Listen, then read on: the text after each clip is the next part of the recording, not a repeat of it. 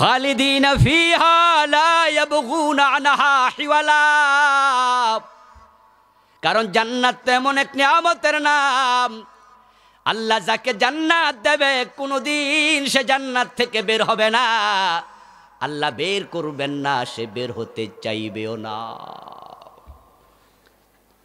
এই জন্য আল্লাহ তাআলা এবং তার রাসূল বলছেন জান্নাতের দিকে দৌড়াতে হবে। এখন এবার আরেকটা প্রশ্নের জবাব একটু দিয়েন তো আওয়াজ করে। জান্নাতে যাওয়ার চেষ্টা করা দরকার আছে না নাই? যাওয়ার শখ আছে না নাই? এ কথা সত্যই, জান্নাতে যাওয়ার শখ আমাদের সবার আছে। আরে শুধু আমাদের কেন, জান্নাতে যাওয়ার শখ হিন্দু বৌদ্ধদেরও আছে। জান্নাতে যাওয়ার শখ ইহুদিদের আছে, খ্রিস্টানদের আছে।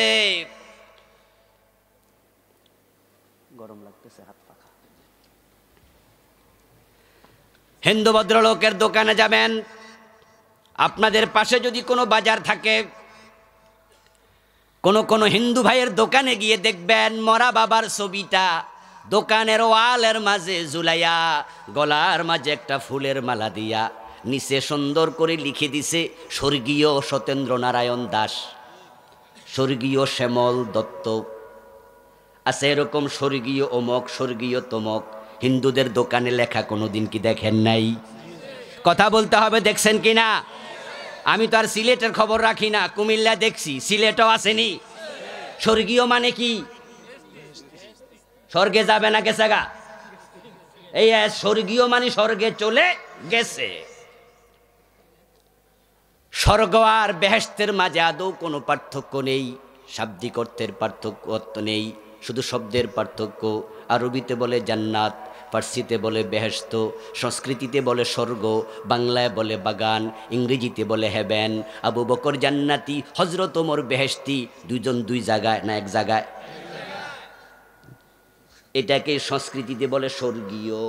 হযরত ওসমান স্বর্গীয়, কথা কিন্তু একটাই। আমার বন্ধু, শাব্দিক শুধু পার্থক্য। কেউ বলে আনন্দ, কেউ বলে পূর্তি, কেউ বলে ভাস্কর্য, কেউ বলে মূর্তি। জিনিস কয়টা? একটাই। কেউ বলে লাউ, কেউ বলে কদু, ঠিক না? কেউ বলে নয়ন, কেউ বলে চোখ। তো হিন্দু মিয়া কি লেখলো? বাবার নামের আগে স্বর্গীয়, এর মানে হের বাবার হে বেহেশতে পাঠায়া তারপর দোকানদারি করতেছে। স্বর্গে যাওয়ার শখ আছে না নাই? আপনারা যারা আমার আলোচনা শুনছেন বন্ধুগণ, আপনাদের যাদের মা নাই, বাবা নাই, আমি যদি বলি কালকে মরা বাবার নামের আগে লিখবেন জান্নাতি আব্দুল মালেক, জান্নাতি সুলাইমান মিয়া, আপনি বলবেন হুজুর জান্নাতি লিখবো কেমনে?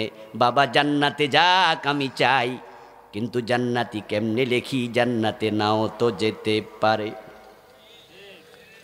তাহলে আপনার বাবার জান্নাতের ব্যাপারে আপনার একটা আগ্রহ আছে, কিন্তু জান্নাতি আপনি লিখবেন না, আপনি কনফিউজ, আপনি সন্দিহান জান্নাত পাইছে কিনা। আর হিন্দু মিয়া অলরেডি স্বর্গীয় লেখ কালাইছে। জান্নাতে যাওয়ার শখ আপনার চেয়ে কম না বেশি? বলুন তো, কোন হিন্দু জান্নাতে গেছে? কোন মুশরিক জান্নাত পাবে? জান্নাতে যাওয়ার কোন সম্ভাবনা মুশরিকের আছে? মান ইউশরিক বিল্লাহি ফাকাদ হারামাল্লাহু আলাইহিল জান্নাহ। বরং আল্লাহ তাআলার কথা হলো, যে ব্যক্তি আল্লাহর সাথে শিরক করে আল্লাহ তার জন্য জান্নাত হারাম করে দেয়। হিন্দুদেরও শখ আছে, খ্রিস্টানদের শখ আছে, বৌদ্ধের শখ আছে, জান্নাতে যাওয়ার শখ ইহুদিদেরও আছে। কিন্তু বন্ধু, শখ থাকলে জান্নাত পাওয়া যায় না। জান্নাতে যাওয়ার জন্য জান্নাতের মালিক দুটি শর্ত দিছে। এই দুই শর্ত যে পূর্ণ করবে না, যতই শখ থাকুক সে জান্নাত পাবে না। জান্নাতে যাওয়ার জন্য জান্নাতের মালিক কোরআনে শর্ত দিছে দুইটা। যারা জানেন ভালো, যারা জানেন না আজকে শুনে যান, বাড়িতে যাবেন এই এলেমটা সাথে নিয়া। জান্নাতে যাওয়ার জন্য আল্লাহ শর্ত দিয়েছেন দুইটা। আমার সাথে বলুন তো দয়া করে, শর্ত কয়টা দিয়েছেন কে? জান্নাত বানাইছে কে? জান্নাতের মালিক কে? আখেরাতে জান্নাত দেবে কে? বুঝা শুনে কইেন কিন্তু, কারণ আমাদের দেশে কত মুসলমান মনে করে পীর সাহেব জান্নাত দেবে, তাই তারা অপেক্ষা করছে পীর সাহেব লঞ্চ নিয়ে আসবে, জাহাজ নিয়ে আসবে, বাস নিয়ে আসবে, ট্রাক নিয়ে আসবে, তার উপরে দইরা দইরা জান্নাতে নিয়ে যাবে। এমন কথা বলার মতো লোকও আছে না নেই?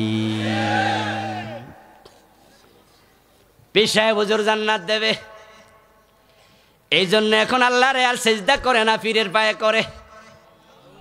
পীর সাহেব হুজুর জান্নাত দেবে, তাই বড় কাঁঠালটা বাবারে খাওয়ায় না, পীরের বাড়িতে লইয়া দৌড় মারে। পীর সাহেব হুজুরকে রাজি করানোর জন্য নিজের বউ দিয়া, মেয়ে দিয়া পীরের পাটি পা এমন লোকও আছে না নাই?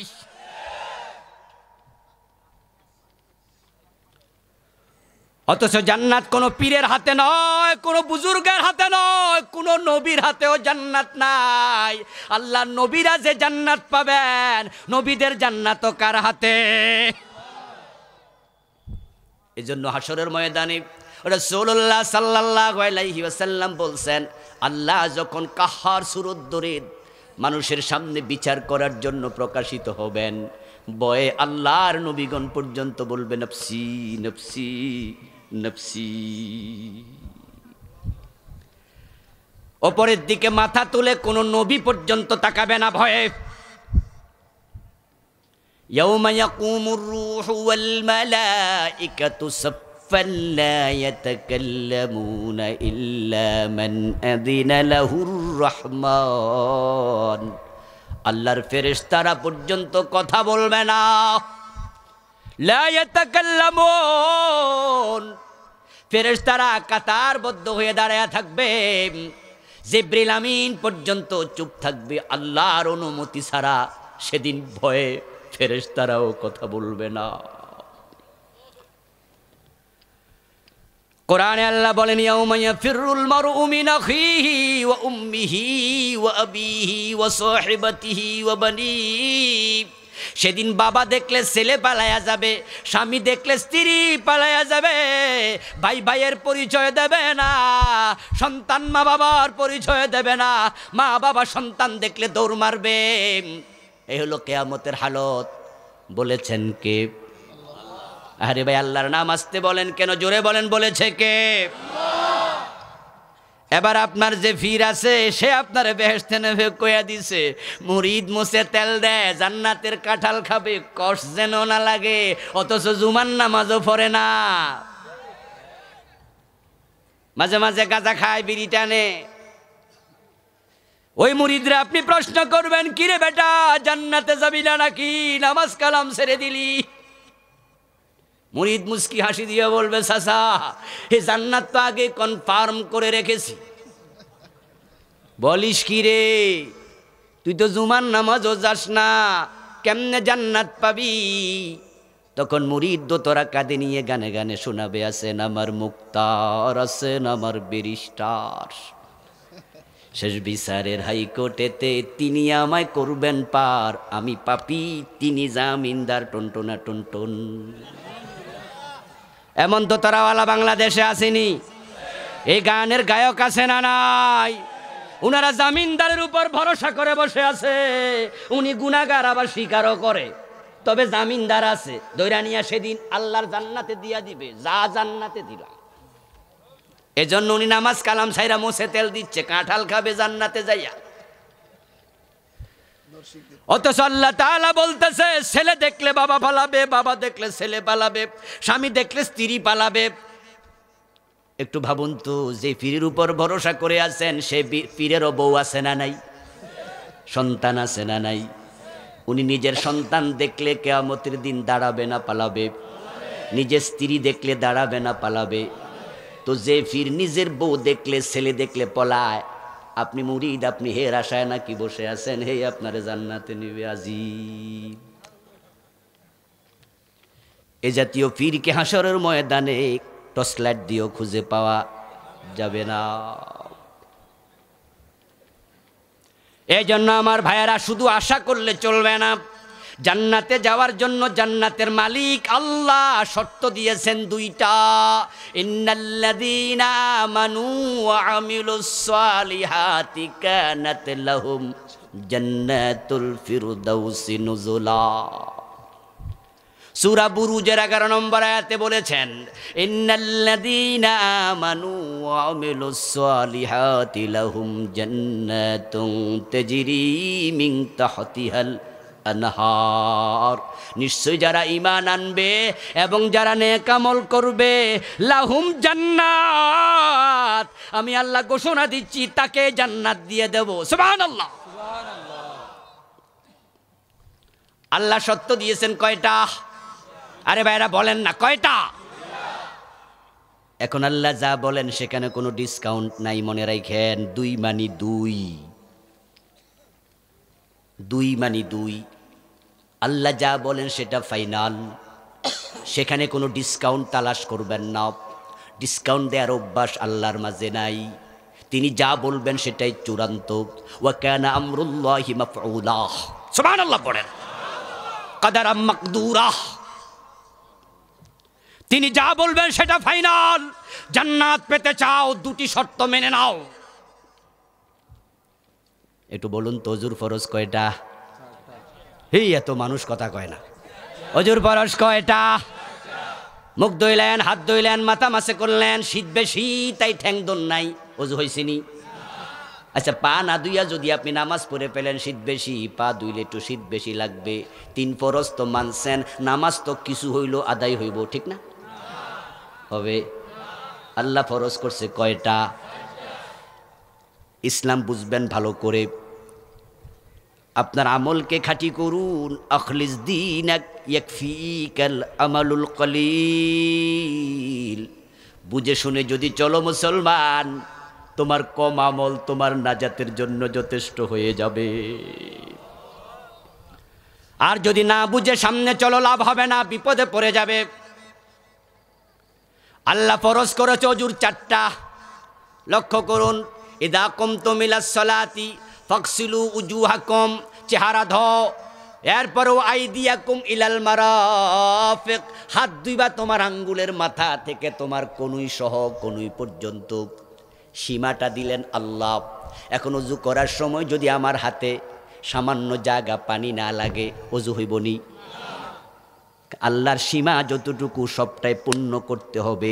একটা পশমের জায়গা যদি পানি না পৌঁছে, বাকিটা ওযু করে কোনো লাভ নেই, বাকিটা বাতিল। কোরআনে আল্লাহ তাআলা বলেছে রোজা রাখো। একজন ব্যক্তি আল্লাহর অর্ডার মতো রোজা রাখা শুরু করলো। 17 মাসের রোজা। আসরের টাইমে যখন সে দারুণ ক্ষুধার্ত হলো, তৃষ্ণার্ত হলো, রিক্সা চালায়, সারাদিন কষ্ট করে রোজা রেখেছে। আপনাদের চাতকের সবচেয়ে বড় মসজিদের ইমাম সাহেবের কাছে যাইয়া কয়, হুজুর সারাটা দিন রিক্সা চালাইছি, রোজা ভাঙি নাই, কিন্তু আজকে কামাই কম হয়েছে, শুধু টোটো করে ঘুরছি, যাত্রী কম ছিল, পকেটে যা টাকা হয়েছে, চাল কিনলে তরকারি হবে না, তরকারি কিনলে চাল কেনা হবে না। এখন কালকার রোজা রাখমু কেমনে? না খাইয়া কি রোজা থাকা যায়? পোলা মাইয়া আছে উপাস। হুজুর আমি যদি এখন আসর পর্যন্ত রোজা রেখে ইফতার করতে পারতাম, বাকি 1 ঘন্টা রিক্সা চালাইলে ভালো কইরা বলটল কইরা, তাহলে কিছু টাকা কামাই হতো, এতে করে চাল ডালের ব্যবস্থা হইতো। হুজুর গরিব দিকে তাকায়া কয়, 15 ঘন্টা লম্বা রোজা, 13.5 ঘন্টা হইয়া গেছে, 1.5 ঘন্টা আর আছে। তুমি গরিব মানুষ, যাও তুমি ইফতার করো, সওয়াব 80% পাইয়া গেছই তো। এই যে 13.5 ঘন্টা রোজা রাইখা 1.5 ঘন্টা আগে ইফতার করে ফেললো লোকটা, হুজুরের ফতুয়া শুইনা যদি করে, এমনটা যদি হয়, ফতুয়া এবার আপনারা দেন, রোজা হইছে? হুজুর কইছে 80%। আল্লাহ তো রহমান, তিনি তো বেডার ফেডের খবর জানে, তাই এই বেডারে 60% সওয়াব তো দিছে। কয় পার্সেন্ট দিছে? ও ভাই, আল্লাহর অর্ডার, সুম্মা তিম্মুস সিয়ামা ইলাল লাইল। ও বান্দা, রোজা রাখা শুরু করেছো যখন, সূর্য ডোবা পর্যন্ত রোজা রাখতে থাকো, রাত আসা পর্যন্ত রোজা পূর্ণ করো। আল্লাহ সীমা দিছে, সূর্য ডুবা পর্যন্ত রোজা রাখা লাগবে, আসরের টাইমে নয়। কেউ যদি সূর্য ডোবার 2 মিনিট আগেও রোজা ভাঙ্গে, পুরা দিনের রোজার দামে কানাও নেই। আল্লাহ বলেছে সূর্য ডোবা পর্যন্ত রোজা রাখো, 1 মিনিট আগেও ভাঙতে পারবা না। এই জন্য আমরা যখন ইফতারের সময় আসে বারবার গরিব দিকে তাকাই, ঠিক না? সামনে খাবার আছে, পেটে ক্ষুধা আছে, বুকে পিপাসা আছে, সামনে পানিও আছে, পিছনে কোনো লাঠিয়াল দাঁড়াইয়া নাই যে আপনি রোজা আগে খাইলে মাথায় বাড়ি দিবে না কি করে? তো খান না কেন? গরিব দিকে বারবার তাকান কেন? ও আমার ভাইরা, রোজার মাস কয় না না দিনের বেলা খাওয়া হারাম। তুমি আশ্চর্য মুসলমান, আশ্চর্য মুসলমান, তুমি রোজা রাখছ তাই দিনের বেলা তোমার নিজের হালাল টাকায় কেনা ভাতের চাউলের ভাত তুমি খাও না, এটা হারাম। নিজের পকেট থেকে টাকা দিয়া কল বসাইয়া পানি সাইপা বাইর করছ, রোজার দিনে খামু না, হারাম। তো কয় ঘন্টা খাওয়া হারাম? কয় 14 ঘন্টা, 15 ঘন্টা। যদি ইফতার করো এবার পানি খাওয়া জায়েজ না হারাম? কথা বলেন। ইফতারের পরে ভাত খাওয়া জায়েজ না হারাম? তো এখন ইফতারের আগে 14 ঘন্টা ছিল ভাত খাওয়া হারাম, পানি খাওয়া হারাম। এখন আপনার জন্য বাকি 14, 15 ঘন্টা, 12 ঘন্টা, 13 ঘন্টা খাওয়া জায়েজ। যেটা 15 ঘন্টা হারাম এটা আপনি খাইলেন না রোজার কারণে। এখন সুদ খাওয়া কয় ঘন্টা হারাম? তো ওইটা খাইলেন কেমনে?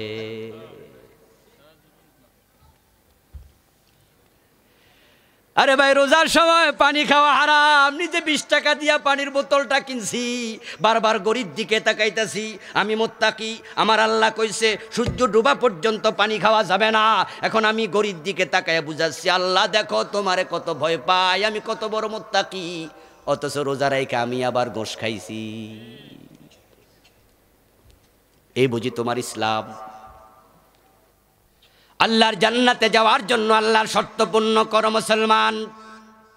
প্রথম শর্ত হলো ঈমান, দ্বিতীয় শর্ত নেক আমল। শর্ত বেশি নয়, শর্ত মাত্র 2টি। ঈমান হলো 1 নম্বর শর্ত, আমল হলো 2 নম্বর শর্ত। এখন বাংলাদেশে আমল এখনো কিছু আছে, রোজাওয়ালা, টুপিওয়ালা, দাড়িওয়ালা, পাজামা পাঞ্জাবি পাগড়ি মেসওয়াকওয়ালা আছে, কিন্তু ঈমানওয়ালা বড়ই কমে গেছে। প্রথম সত্তরই মানুষ মিস করে ফেলেছে। অথচ জান্নাতে যাওয়ার জন্য ঈমানের গুরুত্ব সবচেয়ে বেশি বেশি বেশি। ঈমান ছাড়া একজন লোক জান্নাত পাবে না। ঈমান যদি না থাকে আপনি নবীর বাবা হইয়াও লাভ নাই, নবীর ছেলে হলো জান্নাত পাবেন না। ঈমান ছাড়া আল্লাহ কাউকে জান্নাত দেবেন না। ইব্রাহিম আলাইহিস সালামের বাবা আজর, আওয়াজ করে বলুন তো জান্নাতি না জাহান্নামী? অথচ ছেলে নবী, কত বড় নবী হযরত ইব্রাহিম। নবী মুহাম্মদ সাল্লাল্লাহু আলাইহি ওয়াসাল্লাম হলেন ইব্রাহিমের দোয়ার ফসল।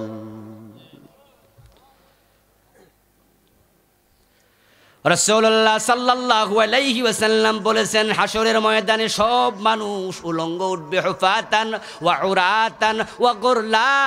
কারো গায়ে কাপড় থাকবে না, কারো পায়ে জুতা থাকবে না, কারো খতনা করানো থাকবে না। আল্লাহ সর্বপ্রথম ইব্রাহিমকে জান্নাতের কাপড় পরাবেন, তারপর আমি নবী মুহাম্মদকে পরাবেন। ইব্রাহিম নবীর এত দাম, এত সম্মান, জান্নাতের কাপড় আল্লাহ তাকে প্রথম পরাবে। কিন্তু সেই ইব্রাহিম নবীর বাবা জাহান্নামী, তিনি বাবাকে জান্নাতে নিতে পারবেন না, কারণ আজরের ঈমান নেই। নূহ আলাইহিস সালামের ছেলে কেনান জান্নাতি না জাহান্নামী? অথচ বাবা তার নবী। লূত আলাইহিস সালামের স্ত্রী জাহান্নামী, স্বামী হলো কত বড় নবী। রাসূলুল্লাহ সাল্লাল্লাহু আলাইহি ওয়াসাল্লামের চাচা আবু তালেব জান্নাতি না জাহান্নামী? কারণ ঈমান নাই। আবু তালেব যখন মরে যায় মৃত্যু সজ্জায়, রাসূলুল্লাহ সাল্লাল্লাহু আলাইহি ওয়াসাল্লাম আবু তালেবের মাথার পাশে বসে বলেন, আম্মি কুল লা ইলাহা ইল্লাল্লাহ কালিমাতান আশহাদ লাকা বিহা ইনদাল্লাহ। ও আমার চাচা, একটাবার কালেমা পড়ে মরে যাও, বাকি দায়িত্ব আমি নিলাম। আল্লাহর কাছে আমি কিয়ামতের দিন সাক্ষ্য দেব তুমি ঈমানওয়ালা ছিলা। একটা বার কালেমা পড়ে মরে যাও। وكان آخر كلامه وعلى ملة عبد المطلب। আবু তালেবের শেষ কথা ছিল, বাতিজা তোমার ধর্ম নিলাম না, আমি বাবার ধর্মের উপরে থেকে মরে গেলাম। রাসূলুল্লাহ সাল্লাল্লাহু আলাইহি ওয়াসাল্লাম বাচ্চা মানুষের মতো ফুফিয়ে ফুফিয়ে কাঁদতে শুরু করলেন। হায়ওয়ানের চেয়ে বেশি ভালোবাসতো। 42টা বছর আমারে বটগাছের মতো ছায়া দিস। আল্লাহর হাবিবের জন্মের আগে বাবা নাই, 5 বছর বয়সে মা নাই, 8 বছর বয়সে দাদা নাই, 8 বছর বয়সে চাচা আবু তালেবের কোলে উঠলেন। আল্লাহর হাবিবের বয়স যখন 50, আবু তালেব তখন মারা যায়। 42টা বছর এই ভাতিজাকে কোলে পিঠে করে রাখছে, ছায়ার মতো আশ্রয় দিয়েছে। যখন কাফেররা প্রিয় নবীকে 3 বছর জেলখানায় ঢুকায়া রাখছিল, শিবে আবি তালেবের বন্দিশালায়, নবুয়তের 7ম থেকে 10ম সন পর্যন্ত ওই 3 বছর আবু তালেব বাতিজা মোহাম্মদের সাথে স্বেচ্ছায় জেল খাটছে। বাতিজাকে আলাদা করে আবু তালেব থাকেন নাই। অথচ আবু তালেব আজকে ঈমান ছাড়া মরে গেছে। আল্লাহর হাবিব কষ্টে বাচ্চা মানুষের মতো কান্না শুরু করে দিয়েছেন। কামটা হলো কি? কামটা হলো কি? আমার চাচার ঈমান নাই, তা কিয়ামতের দিন সুপারিশ করার অনুমতিও পাবো না। আল্লাহ রাসূলকে সান্ত্বনা দিয়া কোরআনের আয়াত নাজিল করছেন, লাআল্লাকা বাখিয়ুন নাফসাকা আল্লা ইয়াকুনু মুমিনিন। ও নবী, মানুষ ঈমান আনবে না, আপনি কেঁদে কেঁদে নিজকে কষ্ট দেওয়ার কোনো প্রয়োজন নাই। ইন্নাকা লা তাহদি মান আহবাবতা ওয়ালাকিন্নাল্লাহা ইয়াহদি মান ইয়াশা। ও নবী, আপনি চাইলেও ঈমান দিতে পারবেন না। হেদায়েতের মালিক কে? আমি আল্লাহ, যাকে চাই শুধু তাকেই ঈমান দেই, হেদায়েত দেই। এটা বড় দামি জিনিস। জান্নাতে যাওয়ার জন্য ঈমান হলো 1 নাম্বার শর্ত। এখন বাংলাদেশে এটার বড় অভাব। নামাজওয়ালা রোজাওয়ালা আছে, ঈমানওয়ালা কম। ভালো করে শুনুন প্রিয় ভাইয়েরা, ঈমান হলো 1-এর মতো, নেক আমল হলো ডান পাশে শূন্যের মতো। 1-এর ডান পাশে 1টা শূন্য দিলে কত হবে? জোরে বলুন। 2টা দিলে কত? 3টা দিলে? এভাবে দিতে থাকেন, দাম বাড়তেই থাকবে। কিন্তু আপনি নিজেই যদি 1টা মুছে দেন, শূন্যের দাম কত? ঈমান যখন চলে যায়, আমলের দাম আর 1 আনাও নেই। রাসূলুল্লাহ সাল্লাল্লাহু আলাইহি ওয়াসাল্লাম বলছেন, ইয়াতি আলান নাসি জামান ইয়াজতামিউনা ফিল মাসাজিদি লাইসা ফীহিম মুমিন। এমন একটা জামানা মানুষের কাছে আসবে যখন মানুষগুলো মসজিদগুলোতে জামাতের সাথে নামাজ পড়বে, অথচ তাদের মাঝে একটারও ঈমান থাকবে না। ইন্নাল আবদা লা ইয়াতাকাল্লামু বিল কালিমাতি মিন সাখাতিল্লাহ লা ইউলকি লাহা বালা ইয়াহবি বিহা ফি জাহান্নাম। আল্লাহ রাসূল বলতেছেন, মানুষ এমন কথা বলবে, কি বলেছে নিজে বুঝে না, খামখেয়ালি করে বলবে, হালকামি করে বলবে, সাথে সাথে তার ঈমানটা চলে যাবে। ওই কথার কারণে আল্লাহ রাগ হয়ে যাবে, তাকে জাহান্নামের মাঝখানে ফেলে দেবে। ঈমান চলে যাবে কথার কারণে, ঈমান চলে যাবে কাজের কারণে। এমন কাজ সে করবে যেই কাজের কারণে তার ঈমান চলে যাবে। وقال النبي صلى الله عليه وسلم تكون بين الساعة فتن كقطع الليل المظلم يصبح فيها الرجل مؤمنا فيمسي كافرا।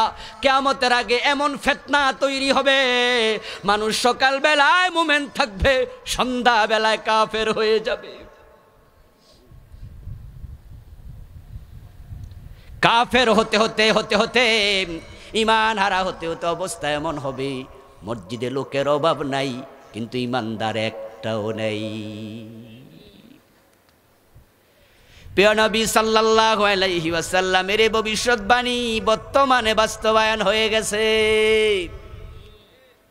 এমন মসজিদ বাংলাদেশে আমি চিনি যেই মসজিদের ইমাম কাফের, মুয়াজ্জিন কাফের, মুসল্লি সবগুলা কাফের, 5 ওয়াক্ত নামাজ তারা পড়ছে, একটারও ঈমান নাই। রাসূল এটাই তো বলেছেন, ইয়াজতামিউনা ফিল মাসাজিদ লাইসা ফীহিম মুমিন।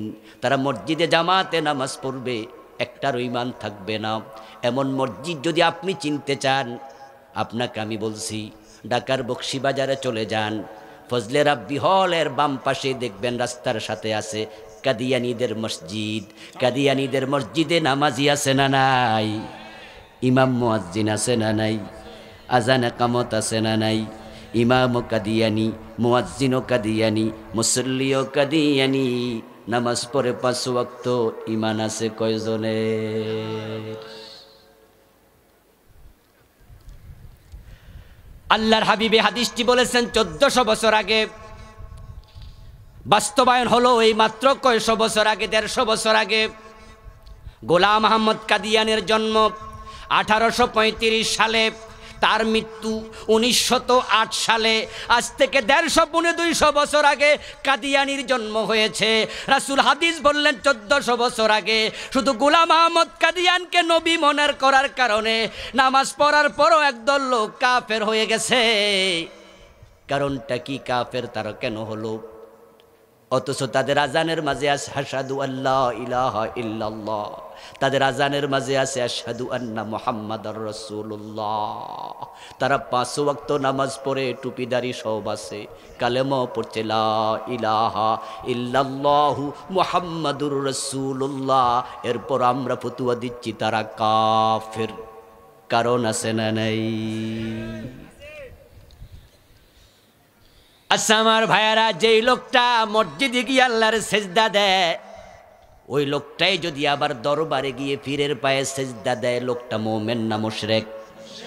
আওয়াজ করে বলুন, ঈমান আছে না গেছে?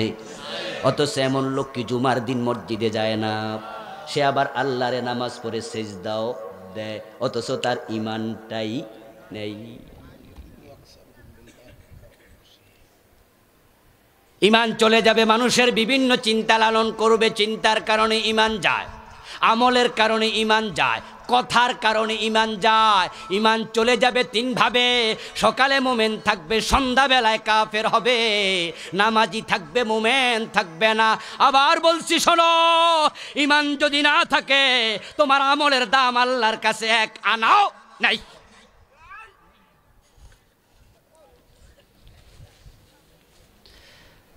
বুঝার জন্য আরেকটা উদাহরণ দেই, তাহলে বুঝতে আরো সহজ হবে। قال النبي صلى الله عليه وسلم لا تقوم الساعة ولا أحد يقول الله الله رواه مسلم। প্রিয় নবী বলতেছেন, জমিনে আল্লাহ আল্লাহ বলার মতো একজন মুমিন যতদিন থাকবে ততদিন কিয়ামত হবে না। মুমিন যদি একজন থাকে, আকাশ এবং জমিন থাকবে, কিয়ামত হবে না মুমিন থাকতে। এবার আপনারা একটু বলুন তো, কিয়ামত হবে কিনা? কোনো সন্দেহ আছে? তাহলে সবাই বলুন, কিয়ামত হবে কিনা? তাহলে হাদিস দিয়ে বোঝা যায় কিয়ামত যেদিন হবে সেদিন জমিনে আর একজন মুমিনও থাকবে না। এবার আপনারা বলুন তো, কিয়ামত আগাচ্ছে না পিছাচ্ছে? আরে ভাই বলেন না, আগাচ্ছে তো। কিন্তু বাস্তবতা কি? যখন দেশটা স্বাধীন হয় 1971 সনে, তখন এই দেশে মানুষ ছিল 7.5 কোটি। ধরে নেন 50 লাখ অমুসলিম, তাহলে মুসলমান ছিল কয় কোটি?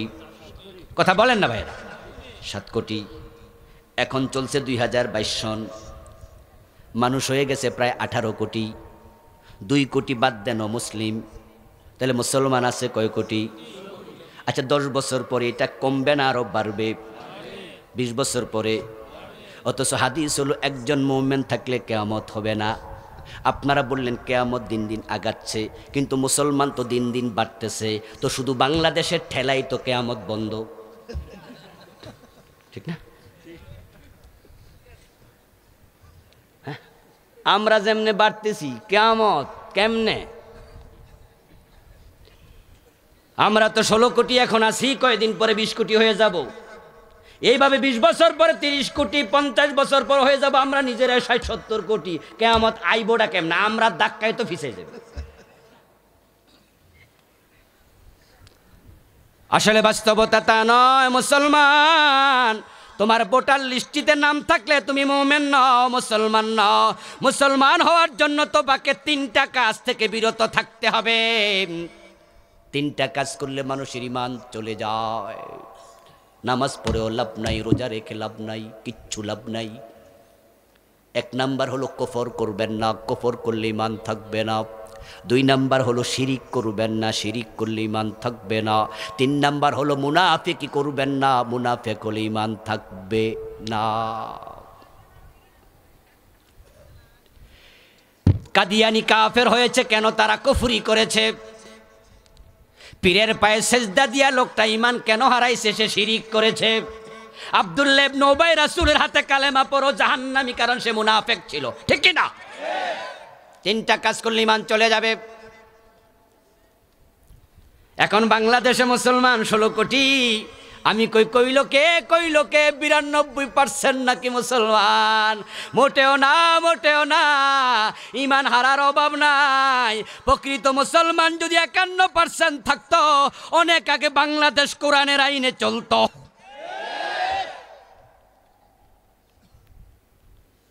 বরং বাংলাদেশে হাজার হাজার নামাজি পাওয়া যায় যারা আল্লাহর কোরআনের আইনের কথা শুনলে চেহারা কালো হয়ে যায়। তুমি ইমানদার কইল কে? তুমি ইমান বোঝোই নাই।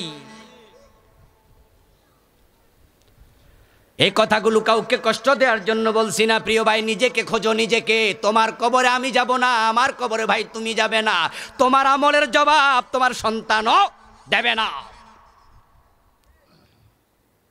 1000 কোটি টাকা আছে, বিঘা বিঘা জমিন আছে, দেশের বড় ক্ষমতার চেয়ারটাও নিজের অধীনে আছে, এমপি মন্ত্রী হয়েছ, কিন্তু জান্নাতীদের তালিকায় তোমার নাম ঢুকাতে পারো নাই।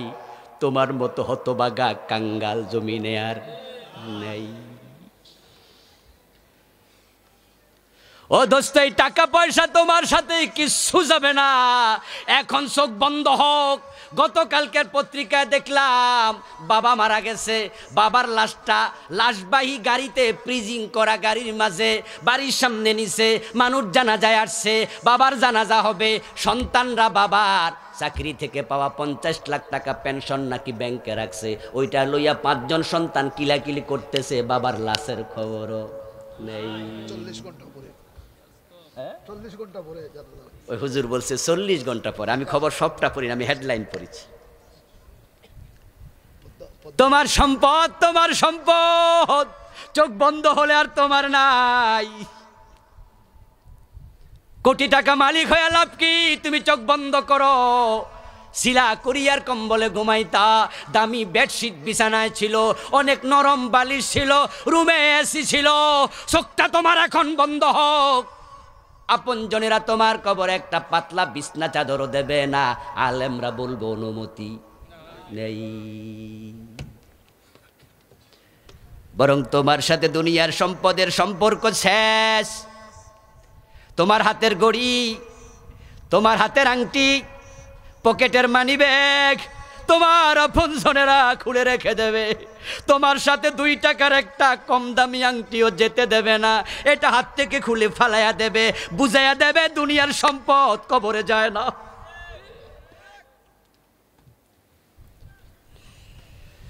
ও প্রিয় মা, প্রিয় বোন, তোমাকে বলছি ভেবে দেখো, 1000 কোটি টাকার মালিক তুমি।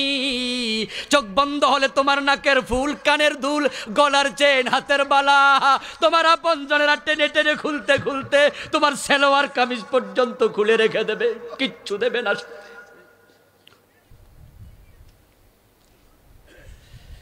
এমপি হওয়ার, মন্ত্রী হও, চোখ বন্ধ হওয়ার সাথে সাথে তোমার আসন হয়ে যাবে শূন্য। তুমি এমপি, তুমি মারা যাও, তোমার দলের 5 জন মোছে তেল দিবে, বেড়া মরছে বালা হইছে, এবার আমি প্রার্থী হব। ওরা সবাই মিলে তোমার জানাজায় আসবে, হাতে মাইক নিয়ে তোমার গুণগান করবে। যেই বেটা এলাকায় তোমার প্রতিদ্বন্দ্বী ছিল, গত নির্বাচনে তোমার হারানোর জন্য অনেক কষ্ট করছে, অথবা নিজে টিকিট কিনতে চাইছে, লবিং কইরা কুলাতে পারে নাই, বেটাও মনে মনে খুশি হইয়া কব এবার চান্স কাজে লাগাই। তুমি দলের প্রেসিডিয়াম সদস্য, যত বড় নেতা হও, তোমার দলের সব নেতাকর্মী হাজির হইয়া তোমার জানাজার নামাজ শেষ করে তোমার কবর যখন দেবে, তখন তোমাকে দল থেকে বহিষ্কার করে কবরে ঢুকাবে। তারা বলবে বিসমিল্লাহি ওয়া আলা মিল্লাতি রাসূলিল্লাহ, আল্লাহর নামে রাসূলের দলে দিলাম, এর মানে আমার দলে তোর না আমার নাই।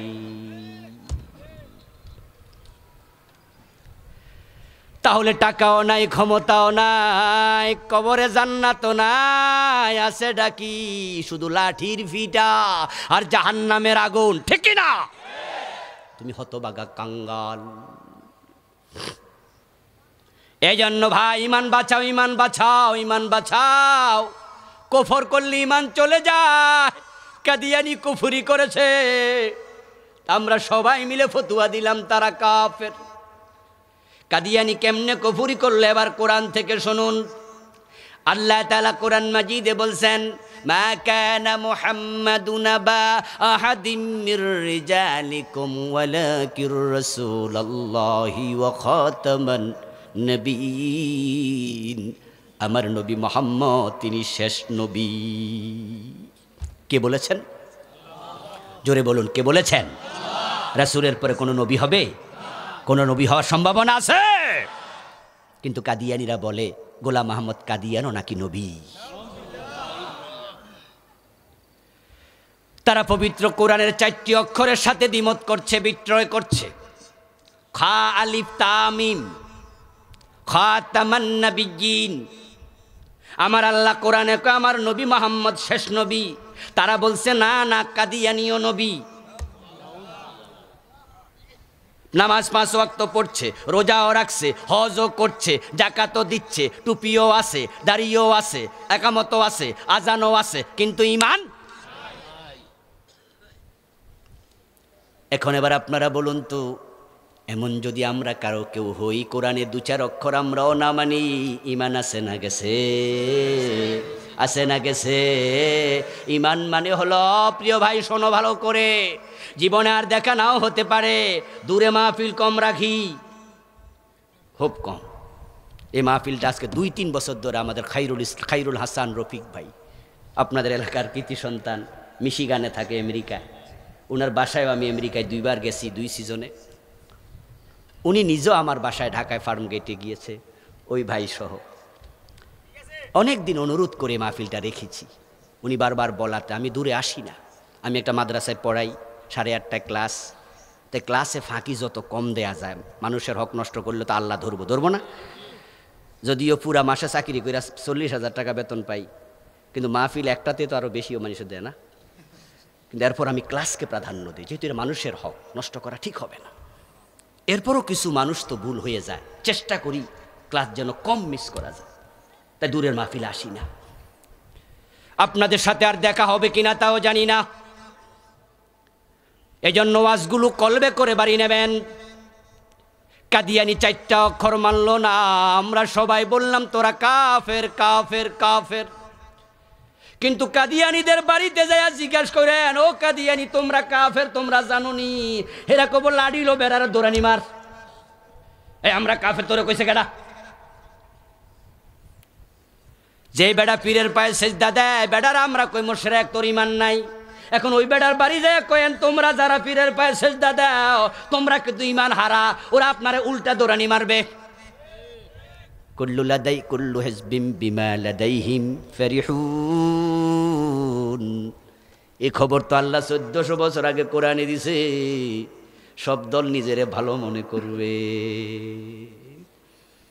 এজন্য যেই পীর সাহেব সরাসরি মহিলা মুরিদ বানায়, পর্দা করে না, মহিলারে দিয়া পাটি পায়, অর্ধেক ফান নিজে খায়, অর্ধেক ফান মুরিদের বউরে খাওয়ায়, আর বউ কই বরকতের ফান আরো দেন।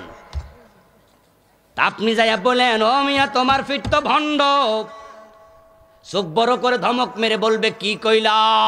আপনি বললেন কোরআনে আছে পর্দা করা ফরজ, তোমার পীর তো মহিলা পরা শাকাচ্ছে, মুরিদ বানাচ্ছে সামনাসামনি, বোরকা পর্যন্ত নাই, পীর পর্দা করে না, ভণ্ড। ও বেটা কইব মিয়া তোমার চোখ আর আমার পীরের চোখ এক চোখ না। হে যে বুঝে না, কি যে বুঝে না হেডাও, এগুলারে কয় জাহেলে মোরাক্কাব। কাদিয়ানি 4 অক্ষর মানল না, তারা কাফের। কাদিয়ানিরা কাফের, এ নিয়ে আপনাদের কারো দ্বিমত আছে নাকি? তাহলে জোরে বলুন তো কাদিয়ানিরা কি? কয় অক্ষর মানে নাই? এখন এই কোরআনে আছে লাহুল খালকু ওয়াল আমরু, এখানে অক্ষর আছে 15টা। কয়টা? আলার মাঝে 3টা, লাহুর মাঝে 2টা, খালকুর মাঝে 5টা, ওয়াল আমরুর মাঝে আবার 5টা। এবার আপনারা একটা ফতুয়া দেন তো দেখি, এই 15 অক্ষর যদি কেউ না মানে ইমান থাকবে না চলে যাবে? সে মোমেন থাকবে না, কাফের হবে। এখন আমি তো দিব্যি দেখছি আপনারা অনেকে আয়াত মানেন না, এবং যারা মানেন না তার আজকের মাহফিলে অনেকে আছেন। দয়া করে আপনি নিজেকে খোঁজেন, অন্যরে কাফের বলে মজা নিয়েন না। আপনার কবরে অন্য যাবে না, ইমান নিয়ে মরতে হবে ভাই। তোমার দল আগে না ইমান আগে? জোরে বলুন, দল আগে না ইমান আগে? ইমান যদি চলে যায় প্রয়োজনে দলকে তালাক দেয়া লাগবে, ইমান আঁকড়ে ধরা লাগবে।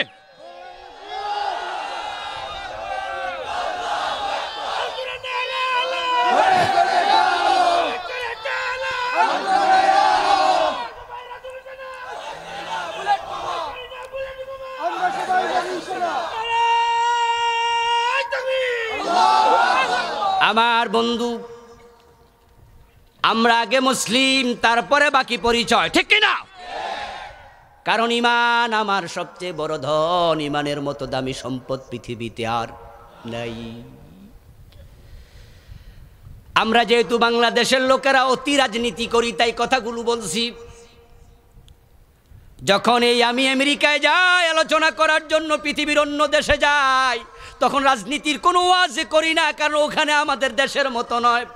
এখানে আমরা অতি রাজনীতি করি, এই জন্য কথাগুলো বলা লাগে।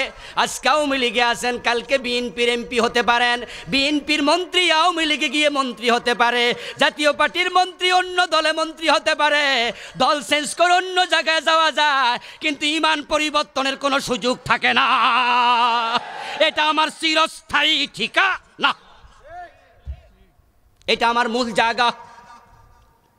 তো যেই কাজ করতে গেলে ইমান চলে যাবে, ওই কাজ একজন মুসলমান করতে পারে না। এই যে আয়াতটা বললাম 15 অক্ষর আছে, কাদিয়ানি 4 অক্ষর মানল না, কাফের হলো। এই 15 অক্ষর আপনারা অনেকে মানেন না। আমি বাংলা অনুবাদ বললে আপনি বুঝবেন, আপনি যে মানেন না। আমার আল্লাহ বলতেছে লাহুল খালকু ওয়াল আমরু, বাংলা অর্থ হলো সাবধান, ও দুনিয়ার মানুষ সাবধান শোনো, সৃষ্টি যার, আইন চলবে শুধু তার। কে বলছে? আওয়াজ দিয়া বলুন, সৃষ্টি কার, আইন চলবে কার? চলছে আল্লাহর আইন না ব্রিটিশ আইন? তো ব্রিটিশ আইন মানে তুমি এই আয়াত মানলা কেমনে? আমার আল্লাহ তাআলা বলে চোর ধরে হাত কেটে দাও। ব্রিটিশ আইন বানায় গেছে 47-এর আগে, চোর ধরে জেলে দাও। এখন আমরা আল্লাহর আইন মানছি না ব্রিটিশ আইন মানছি? কাদিয়ানি আল্লাহর একটা আইন মানে নাই, একটা মেসেজ মানে নাই, ইমান শেষ। নবী মুহাম্মদ শেষ নবী, তার একমত হয় নাই, ইমান নাই। এবার একটু বলুন তো, ইবলিস শয়তান মোমেন না কাফের? আরে ডরে কয় না ফতুয়া, শয়তান যদি আবার ধরে। আবা ওয়াস্তাকবারা ওয়া কানা মিনাল কাফিরিন, ভয় পাওয়া দরকার নাই। ইবলিসকে কাফের ফতুয়া দিছে কে? আল্লাহ নিজে ঘোষণা করেন ইবলিস কাফের। এবার বলুন তো, ইবলিস আল্লাহর কয়টা আইন মানে নাই? মাশাআল্লাহ, কয়টা? আল্লাহ কইছে আদম রে সেজদা করো, ইবলিস করলো না, তাই তার ইমান শেষ। এখন কোরআনে আছে চোর ধরে হাত কাটো, ডাকাত ধরে শুলে দাও, জেনা করলে 100 বেত লাগাও, বিবাহ করলে পাথর মারো, মদ পান করলে 80 বেত লাগাতে হবে, এমন আইন ইসলামে আছে না নাই? এই 50 বছরের বাংলাদেশে এই আইনগুলা কয়দিন মানছেন? ইবলিস রে কাফের কোন উচিত হয়েছে নিয়ে কথা। বরং ফজরের পরে যখন ঘুম থেকে ওঠে, ফজরের সময় ওযু করে নামাজে দাঁড়ায়াম, আমরা সুন্দর করে পড়ি আউযু বিল্লাহি মিনাশ শাইতানির রাজিম। ও আল্লাহ, অভিশপ্ত ইবলিস থেকে, শয়তান থেকে তোমার কাছে আশ্রয় চাই। শয়তান পাশে দাঁড়ায়া কয়, আমার অভিশপ্ত কইল কেডা? আমি একটা আইন না মেনে যদি অভিশপ্ত হই, তোরা ডজন ডজন বাদ দিছ, তোদের 14 গোষ্ঠী অভিশপ্ত।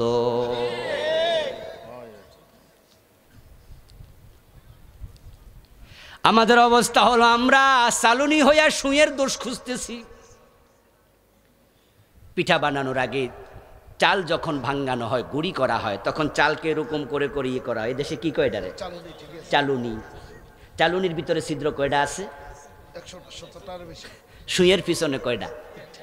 এখন চালুনি সুঁইরে কয়, ওই সুঁই তোর পিছনে ছিদ্র কেন? এখন সুঁই আর কি জবাব দিব? সে আশ্চর্য হইয়া কয়, কে কার দোষ ধরে? কাদিয়ানি কোরআনের 4 অক্ষর মানিনি আপনি কাফের ফতুয়া দিয়ে দিলেন। শয়তান একটা আইন মানে নাই, কাফের ফতুয়া দিয়ে দিলেন। নিজে ডজন ডজন আইন বাদ দিলেন, ব্রিটিশ আইন মেনে চলছেন, আল্লাহর আইন আপনি বাদ দিয়ে বসে আছেন। ঈমান আপনার কেমনে থাকবে? এই কথাগুলো শুনে আপনার কাছে অর্থহীন আলোচনা মনে হতে পারে। কোন কোন দোস্ত আমাদেরকে বলে, আরে আমি আল্লাহর আইনের ওয়াজ করে বাংলাদেশে কি লাভ? এগুলো আপাতত বন্ধ করো। দেখুন আল্লাহওয়ালা কোরআনওয়ালারা 18 আসন ছিল, 3 আসনে গেছে, 3 আসনও হারাইছে, এখন শূন্য হইয়া ঝুলছে। তারপরে চলছে মামলা, হামলা, ফাঁসি। আল্লাহর আইন বাংলাদেশে আসবে না, তাই নামাজ রোজার ওয়াজ করো, তাসবিহ তাহলিলের ওয়াজ করো, কামে লাগবো। আমি জবাবে বলি, দোস্ত শোনা, আল্লাহর আইন বাংলাদেশে আসলো কি আসলো না, ওইটা আমার দেখার বিষয় না। আমি আল্লাহর আইনের কথা বলতে বলতে মরতে চাই, ঈমান হারায়া মরতে রাজি না।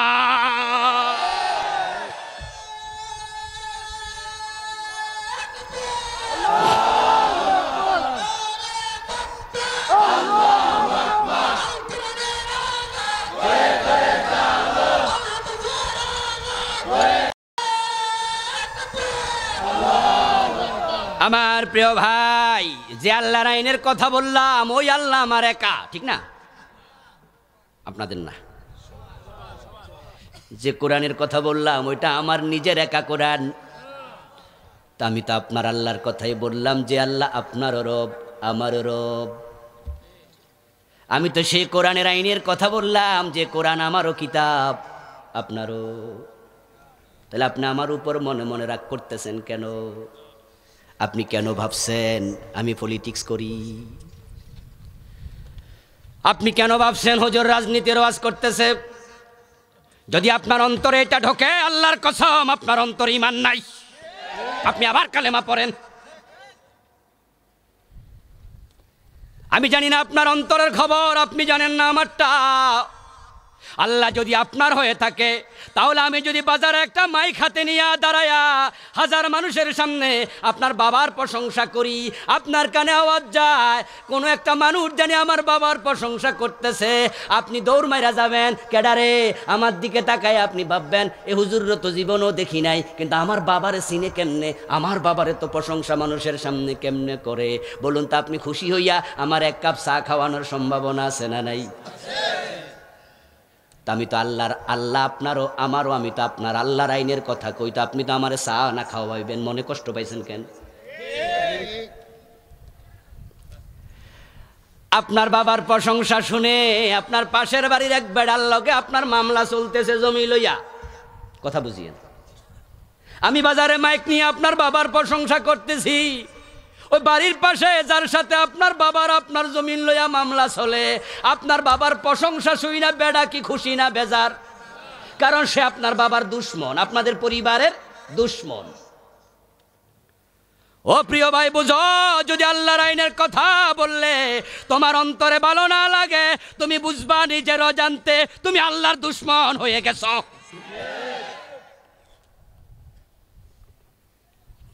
কুফরি করলে ঈমান যায়, এখন কুফরি কেমনে হয়?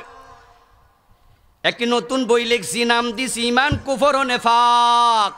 এই বইতে লিখেছি 56 কারণে কুফর হয়। এই অক্টোবরে বইটা আসছে, 2 মাস হলো। 56টা কারণে কুফর হবে। ও মুসলমান, যদি না জেনে কেউ বিষ খায় অসুবিধা আছে না নাই? তো কোন কারণে কুফর হয় আপনি না জানলে বুঝি কুফরি হবে না। শিরিক করলে ঈমান যায়, শিরিক করলে ঈমান যায়। ছোট্ট আরেকটা বই লিখছি, বাংলাদেশে চলমান 29টা লিখছি। না জানার কারণে আজকে মুসলমান হাসতে হাসতে শিরিক করে। হিন্দুদের দুর্গা পূজা আসছে, হিন্দু দুর্গা পূজা করে, আমাদের কিচ্ছু আসে যায় না। আমরা দুর্গা পূজা যাই না, দুর্গা পূজা করি না, তাই তারা মুশরিক, তারা জাহান্নামী, আমার কিচ্ছু আসে যায় না। আমরা বাধাও দিতে যাব না, কারণ আল্লাহ তাদেরকে বাধা দিতে আমাদের বলে নাই। কিন্তু মজার ব্যাপার হলো, দুঃখের ব্যাপার হলো, মারাত্মক খবর হলো, নতুন করে বর্তমানে একটা স্লোগান বাইর হইছে, কিয়ামতের আগে ফিতনা আসবে, মানুষ সকালবেলা মোমেন থাকবে, সন্ধ্যাবেলা ঈমান হারাবে। ওই ফিতনার যুগে নতুন একটা স্লোগান শয়তান বানায়া কোন নেতার মুখ দিয়া বাহির কইরা দিছে। ওই স্লোগান হিন্দুদের দুর্গা পূজা আসলে হাজার হাজার মুসলমানের বাচ্চারে মুশরিক কাফের বানাচ্ছে, তারা ঈমান হারা হয়ে যাচ্ছে। ওই স্লোগান বর্তমানে বইতে সিলেবাসে ঢুকে গেছে, আমাদের বাচ্চারা মুশরিক হয়ে বড় হবে। ওই স্লোগানটা জঘন্য স্লোগান, কোরআনের উল্টা স্লোগান। তুমি বুঝো না, তুমি না বুঝা দিচ্ছ, ঈমান তোমার চলে যাচ্ছে।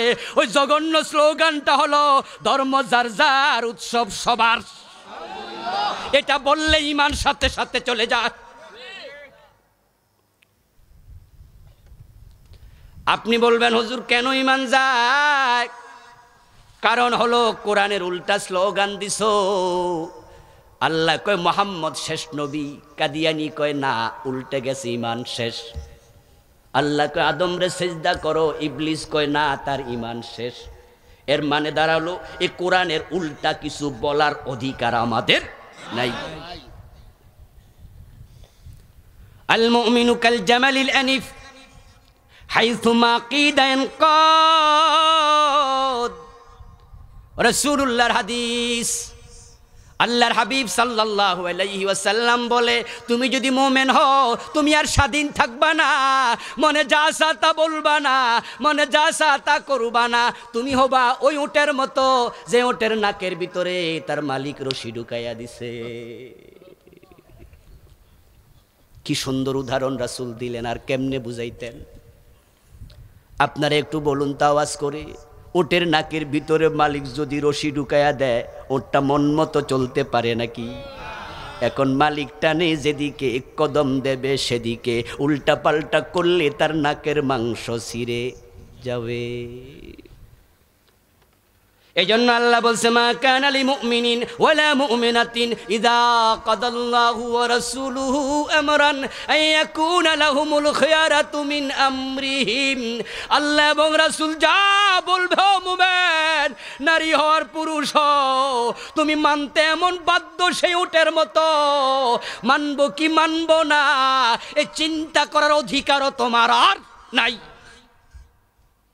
বরং কালু সামেনা ওয়া আতানা, মোমেনরা শুধু বলবে শুনলাম আর মানলাম, শুনলাম আর মানলাম, শুনলাম আর মানলাম। আওয়াজ দিয়ে বলেন সুবহানাল্লাহ।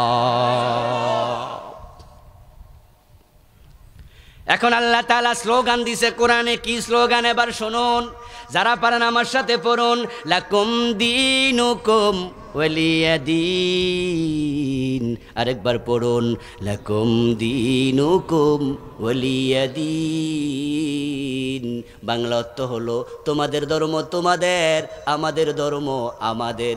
দুইটা এক না আলাদা? তাহলে স্লোগান হবে ধর্ম যার উৎসব তার, ঠিক নি? আর আপনি কইলেন কি ধর্ম যার যার উৎসব হইল। আস্তাগফিরুল্লাহ। যে দুর্গা পূজা আসলে আপনি স্লোগান দিচ্ছেন, হিন্দুদের প্রতি আপনি ভালোবাসা বাড়াইয়া দিচ্ছেন। হিন্দুদের প্রতি আমরা শত্রুতা করতে বলি না, তারাও আমাদের দেশের নাগরিক, সকল সুযোগ সুবিধা তারাও পাবে, এ নিয়ে আমাদের কোনো দ্বিমত নাই। ভারতের মুসলমানরাও আছে, তারাও ভারতের সুযোগ সুবিধা হিন্দুদের মতো পাবে। হিন্দুদের মন্দিরে আমরা আঘাত করব না, মুসলমানের মসজিদে ভারতে হিন্দুরাও আঘাত করবে না।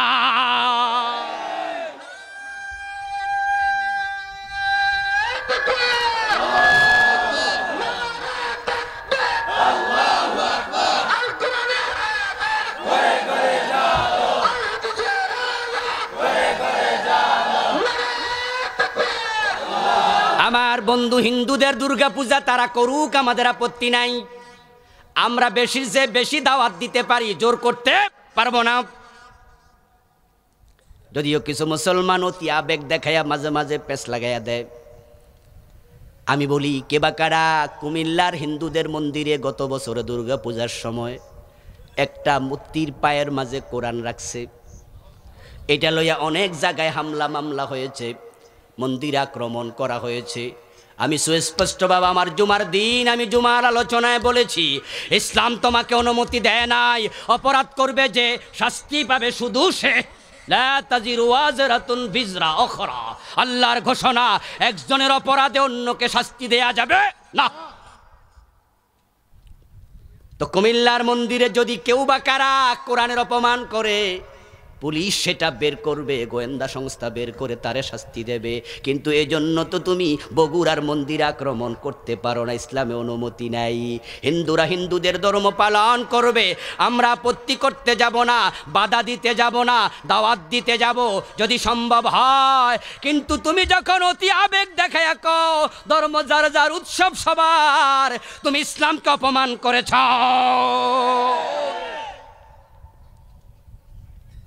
আচ্ছা বলুন তো, দুর্গা পূজা করা জায়েজ না হারাম?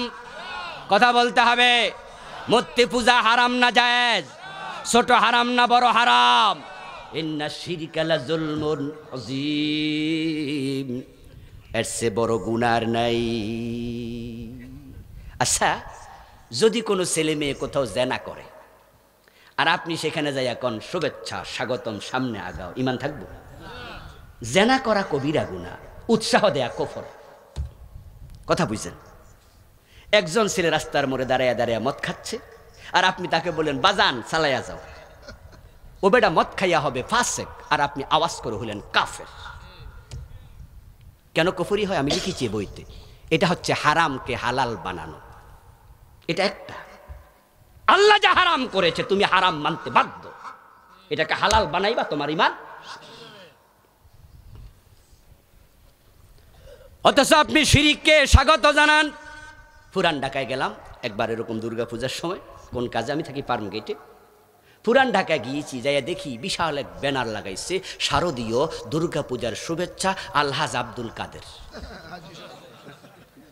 আমি লা হাওলা ওয়ালা কুওয়াতা ইল্লা বিল্লাহ। হাজী সাহেব তো বুঝলোই না কি কাম করছে। হ্যাঁ, এবং দেখবেন আমাদের টেলিভিশনের কোনার মাঝে শারদীয় দুর্গা পূজার শুভেচ্ছা শুভেচ্ছা শুভেচ্ছা। আরে মিয়া মুসলমান, তারা তাদের ধর্ম পালন করছে, এটা শিরিক, এটা শিরক, এটা শিরিক। তোমার উচিত তাকে তাদের শিরিক থেকে ফেরানোর চেষ্টা করা, ঠিক কি না? তারা জাহান্নামে যাচ্ছে, তারা জাহান্নামে যাচ্ছে। তুমি উৎসাহ দিলে তারা আরো বেশি জাহান্নামে যাবে। শিরিক না বুঝার কারণে মানুষ ঈমান হারা হচ্ছে। এই মাহফিল গুলোতে এসে মানুষ শিরিক করছে। এমন বক্তা বাংলাদেশে আছে যেই বক্তা নিজে শিরিকের প্রচার করছে। এক বক্তা মরে গেছে, তার ওয়াজ শুনলাম ইউটিউবে। উনি পাবলিকরে বলতেছে আমার সাথে সাথে গজল কন। তারাও কয়, বক্তাও কয়, গাউসে পাকের নাম জপিলে আল্লাহ পাওয়া যায়। আমি কই ইন্না লিল্লাহ, কয় কি রে? আল্লাহ ছাড়া কারো নাম জপা যায়? জিকির হবে কার? জোরে বলুন, জিকির হবে কার? আরে কয় গাউসে পাক আব্দুল কাদের জিলানির নাম জিকির করলে না রে আল্লাহরে পাওয়া যাবে? আরে বেটা, আল্লাহ তো হারাইবি, ইমান তো চলে যাবে। তুই বুঝলি না কি কইলি? রাসূলুল্লাহ সাল্লাল্লাহু আলাইহি ওয়াসাল্লামকে সম্মান দিতে গিয়া শিরিক করছে। আজিব মুসলমান, আজিব মুসলমান। আলেম ওলামা পর্যন্ত অনেকে বোঝে না, ভালো করে পড়ে না, পড়লে আল্লাহ অন্ধ বানায় দিছে কিনা জানি না। কি বলে? মানুষেরই রূপ ধরি এক নবী এলেন ভবেতে, কুল্লু আলম লুটে পড়ে তাহার চরণ তলে। আস্তাগফিরুল্লাহ। আমরা কি রাসূলের চরণে পড়ি? না, চরণ অর্থ কি? চরণ অর্থ কি? আমরা কার পায়ে সেজদা দেই? জোরে বলো, কার পায়ে সেজদা দেই? তো কুল্লু আলম সেজদা দে আল্লাহরে। কোরআনের আয়াত তার দলিল। আলাম তারা আন্নাল্লাহা ইয়াসজুদু লাহু মান ফিস সামাওয়াতি ওয়া মান ফিল আরদ। আর ওরা গান বানাইছে রাসূলের পায়ে নাকি পুরা আলম সেজদা দিতেছে। রাসূলুল্লাহ সাল্লাল্লাহু আলাইহি ওয়াসাল্লামকে ভালোবাসতে যায় গায়েবের মালিক বানায়া দিচ্ছে। রাসূল নাকি গায়েব জানে, অথচ গায়েবের মালিক কে? আজীব মুসলমান। শিরক করছো, তুমি বোঝো না, তুমি শিরিক করছো। শিরিক কাকে বলে? আল্লাহর জন্য যা নির্ধারিত, যা খাস, এটাকে অন্যের জন্য শামিল করা, সাব্যস্ত করার নাম হলো শিরিক। ছেলে মেয়ে দেখে এখন শাহজালালের কাছে চাইলে ইমান থাকবে, খাজা বাবার কাছে চাইলে ইমান থাকবে, শাহপরানের কাছে চাইলে ইমান থাকবে। অথচ আল্লাহর নবী মুহাম্মদুর রাসূলুল্লাহ সাল্লাল্লাহু আলাইহি সাল্লাম বলেছেন, যা সালতা ফাসআলিল্লাহ, যখন চাইবা তখন চাইবা কার কাছে? আর বক্তা ইসা গান কইতেছে, কি গান? আল্লাহর দর রাসূলকে দিয়া আল্লাহ গেছে গায়েব হইয়া। এখন রাসূলের দন খাজা লইয়া শুয়ে আছে আজমিরে, কেউ ফিরে না খালি হাতে খাজা তোমার দরবারে। আস্তাগফিরুল্লাহ। আল্লাহ কোরআনে বলছে, কুল্লা ইয়ালামু মান ফিস সামাওয়াতি ওয়াল আরদিল গায়বা ইল্লাল্লাহ। ও নবী, আপনি উম্মতকে জানায়া দেন, আকাশ এবং জমিন আল্লাহ ছাড়া কেউ গায়েব জানে না। কুল ইন্নামাল গায়বু লিল্লাহ, আপনি বলে দিন গায়েব শুধু আল্লাহর জন্য। কুল লা আকুলু লাকুম ইনদি খাযাইনুল্লাহ ওয়ালা আ'লামুল গায়বা। এগুলো কোরআনের আয়াত শোনাচ্ছি আপনাদেরকে। কাদিয়ানি 3-4 অক্ষর মানে না। আর আপনার কি খবর? ও নবী, আপনি বলে দিন, আমি দাবি করি না আমার কাছে আল্লাহর ভান্ডার আছে, বরং আল্লাহর ভান্ডার আল্লাহর কাছে। এই জন্য নবী মুহাম্মদ নিজে চাইতেন কার কাছে? আল্লাহুম্মা গফিরলি ওয়ারহামনি ওয়াহদিনি ওয়াফিনি ওয়ারযুকনি, ও আল্লাহ আমার রিজিক দাও। আর বক্তা কয় আল্লাহর দন রাসূল নাকি দিয়াই দিছে, দিয়া আল্লাহ গায়েব হইয়া গেছে গা।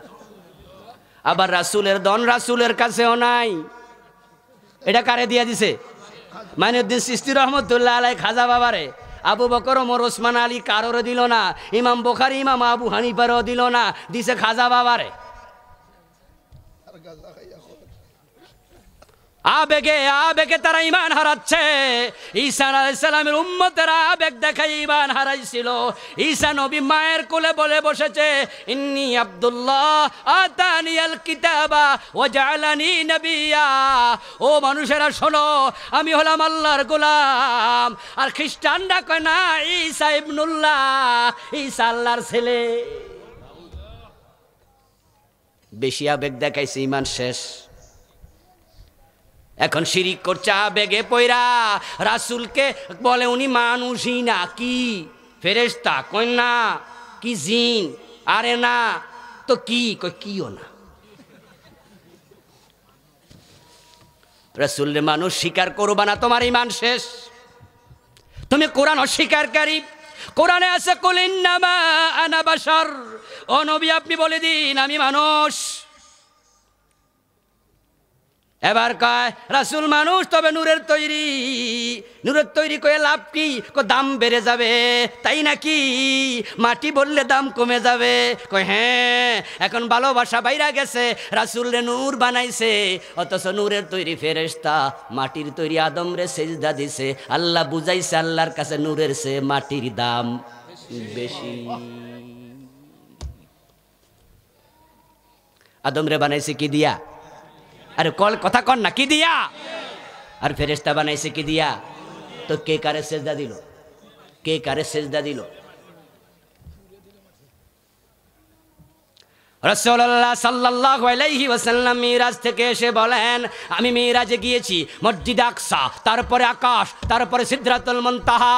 মক্কার কাফেররা কয়, ও তাহলে সকালবেলা আবার মক্কায়। অথচ মক্কার কাফেররা জানতো মসজিদ আকসায় মক্কা থেকে যেতে সময় লাগে 40 দিন, আসতে লাগে 40 দিন, যাওয়া আসায় 80 দিন।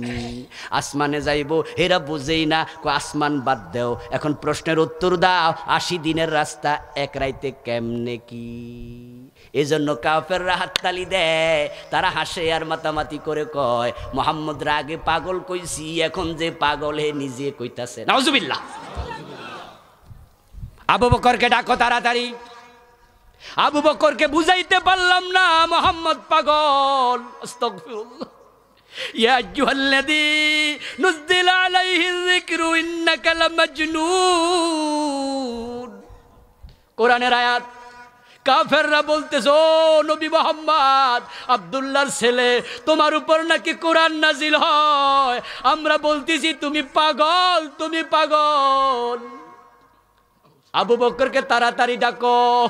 মুহাম্মদ যদি আজকে যা বলছে আবু বকর শোনে, আবু বকর নিজেও বুঝবে মুহাম্মদ পাগল হয়ে গেছে। 80 দিনের রাস্তা এক রাত্রে কেমনে আইসে গেছে। আবু বকর সিদ্দিক দৌড়ায় আসলেন, রাসূলের মুখ থেকে শুনলেন।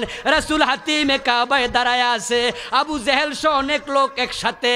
আবু বকর শুনে বললেন, সাদাকতা ইয়া রাসূলুল্লাহ, আল্লাহর নবী, আপনার মেয়েরাজ সত্য, আপনি যা বলেছেন বিশ্বাস করেছি। কাফেররা আবু বকর, বুঝলাম না, তোমার আনছিলাম কি লেগার কইলা কি? আবু বকর সিদ্দিক রাদিয়াল্লাহু তাআলা আনহু জবাব দেন, আরে মিয়া তোমরা কেমনে বুঝবা? উনি তো এমন এক নবী যিনি বলেছে আল্লাহ আছে দেখি নাই বিশ্বাস করেছি, জান্নাত জাহান্নাম আছে দেখি নাই বিশ্বাস করেছি, ফেরেশতা আছে দেখি নাই বিশ্বাস করেছি। উনি যদি বলে মেরাজে গেছি, এটা বিশ্বাস করব না কেন? বিশ্বাস তো কত আগে করছি, নতুন করে করার কি আছে? কাফেররা যে ষড়যন্ত্র করছিল, পাস না ফেল। এখন তাদের মাঝে একজন দুরন্দর চালাক দুষ্ট টাইপের লোক ছিল, তার নাম ছিল মুতঈম ইবনে আদি। কি নাম? আরে ভাই কথা কোন, ওয়াজ কিছু বাড়িত নিয়েন। মুতঈম কি নাম? বাবার নাম আদি। ও বেটা, সবাই কয় থামো থামো থামো, বাতাসটা জোরে করে থামো, আমার কিছু কথা আছে। এখন কাফেররা তারে চিনে, সে চিকন বুদ্ধির লোক। কিছু লোক আছে না খুব চিকন বুদ্ধি, হে দুষ্ট, হে হলো শিয়ালের মতো চালাক। সবাই কয় থামো, উনি কিছু বলবে। আর আবু জেহেল তো মনে মনে খুশি, মতিম যেহেতু মুখ খুলছে, মুহাম্মদের বাঁচা নাই, আটকাইয়া ছাড়বই। মতিম ইবনে আদি এবার বলছে, বাতিজা মুহাম্মদ ইবনে আব্দুল্লাহ সাল্লাল্লাহু আলাইহি ওয়াসাল্লাম, তুমি তো গত রাতে মসজিদে আকসায় গেছো, এটাই তো তুমি বলতে চাও। তখন আল্লাহর হাবিব বলে, জি চাচা, গত রাতে গেছি। আমরাও তো গেছি, তবে কেউ 2 মাস আগে, কেউ 6 মাস আগে, কেউ 1 বছর আগে ব্যবসা বাণিজ্য করতে। ওখানে মসজিদে আকসায় আমরাও তো নামাজ কালাম পড়ছি, দেখা সাক্ষাৎ করছি, জিয়ারত করছি, কিন্তু আমরা তো পুরান এলেম, আর তোমার তো তাজা এলেম। তুমি তো গত রাতে গেছো, তাহলে বলো তো মসজিদে আকসার দরজা জানালা কয়টা? এবার আবু জেহেল মনে মনে কয়, ধরা খাইছে। এবার কাফেররা মোটামুটি হাত রেডি করে রাখছে, উত্তর দিতে পারবে না, আর হাততালি দিয়া বলবে মিয়া যাওয়ে নাই। আল্লাহর হাবিব কি বলে সহিহ মুসলিম থেকে শুনুন, ক্বালান নবী সাল্লাল্লাহু আলাইহি ওয়াসাল্লাম, সাআলুনি আন আশিয়া লাম আথবুতহা ফাকারিবতু কারবাতান মা লাম আকরুব মিসলাহু কাত্তুন। কই প্রশ্ন করার সাথে সাথে আমি এমন বিপদে পড়ে গেলাম, এ জাতীয় বিপদে কোনোদিন পড়ি নাই। কারণ মসজিদ আকসায় তো গত রাতে গেছি, কিন্তু দরজা জানালা তো গনি নাই। আচ্ছা, এই যে আজকের মাহফিলে আপনারা আসছেন, বুকে হাত দিয়া কতজন খাড়ায় খাড়ায় ওয়াজ শুনতেছে মনোযোগ দিয়া। আমাদের সভাপতি সাহেব সবচেয়ে সম্মানী মানুষ, এখানের এলাকার বড় নেতাও। আচ্ছা, ওনারা যদি কেউ কালকে সকালে জিগায় যে প্যান্ডেলে বাঁশ আসিল কয়টা, উনি কইতে পারবো? আচ্ছা, আমাদের হুজুর তো অনেক বড় আলেম, ওনারা যদি জিগায় লাইট আসিল কয়টা, হুজুর কইতে পারবো? উনি কি সব গণতে আইছে? মতিম ইবনে আদি এমন ফাজিল, সে মনে মনে কয় এমন প্রশ্ন করবো যেন উত্তর দিতে। আর যেই মাত্র রাসূলুল্লাহ বলবেন আমি তো জানি না, তারা হাততালি দিয়ে বলবে জানবা কেমনে, যাওই তো নাই। তারা এটাই তো চাইছে। প্রিয় নবী বলেন, এমন বিপদে পড়লাম, এ জাতীয় বিপদে কোনোদিন পড়ি নাই, কি যে বলি। নাকি বানায় কয়ে দিব, গোজামিল দেব আমরার মতো নাকি? আমরা তো অনেক ফাতরামি করি, যা জানি তাও বলি, যা জানি না তাও বলি। জানি না কইতে শরম লাগে। প্রশ্ন করছে, বলুন তো এলাকায় ফাঁকি আছে কয়টা? কইতে পারলে 10,000 টাকা পুরস্কার। এখন সবাই তো কয় কি রে, ফাঁকি আছে কয়টা এলাকায়, কেমনে কমু? এই গ্রামের নাম কি? কালারুকা। ফাঁকি আছে কয়টা কোন? সবাই চুপ। এক বেড়া কয় 13,003টা। এখন সবাই তো আশ্চর্য, হে গুনলো কেমনে? হে কইতেছে, মিয়া আপনি প্রশ্নকারী 10,000 দেন আগে। কয়েক 10,000 দিমু, 13,003টা প্রমাণ করেন। আমি কইছি আপনি গন্যা চান? আল্লাহর নবী এমন নাকি যে ফাতরামি করবে? বরং এই প্রশ্নের সাথে সাথে উচিত ছিল আরেকজন ধমক মারা, ঠিক না? যে তুমি এসব ফাজলামি করো, কিসের প্রশ্ন এটা?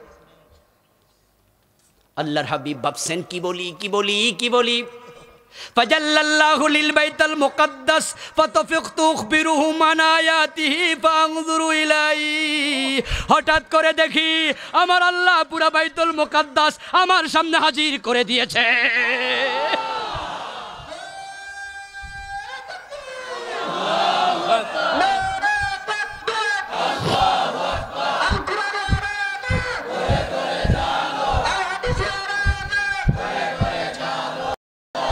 আমার ভাইয়েরা, এখানে হাদিসের মূল মাফহুম কি? আমি যে জন্য হাদিস শুনাইছি, মেসেজটা হলো, যারা বলে রাসূল গায়েব জানে তাদের জন্য মেসেজটা দিচ্ছি। প্রিয় নবী বললেন যে আমি বিপদে পড়ে গেছি, তারপর আল্লাহ বাইতুল মুকাদ্দাস হাজির করছে, আমি দেখে দেখে বলে দিয়েছি। তো রাসূল গায়েব যদি জানতেন, বাইতুল মুকাদ্দাস হাজির করা দরকার কি?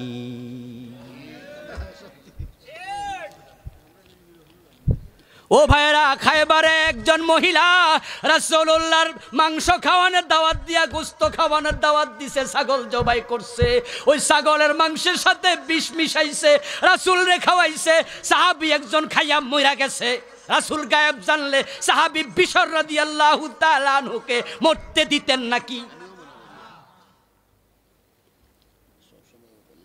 বীরে মাউনার ঘটনা, বড় হুজুর আমার পাশে বসা, সহিহ বুখারীর রিওয়ায়াত।